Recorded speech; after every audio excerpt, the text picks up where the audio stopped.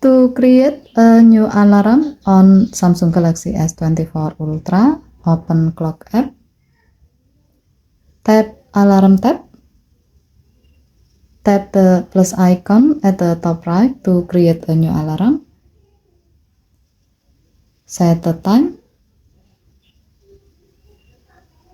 next set the date or choose the days you want the alarm to repeat, type a proper name for the alarm. It's useful to help you know what this alarm is for. Moreover, if you have many alarms set on your phone,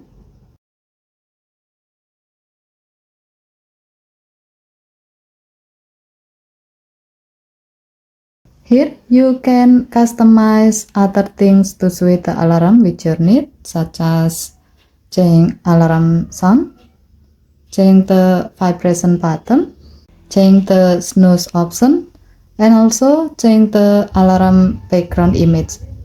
Once done, tap Save to save your selection and activate the alarm. By doing this, your new alarm should now be set and ready to alert you at the specified time.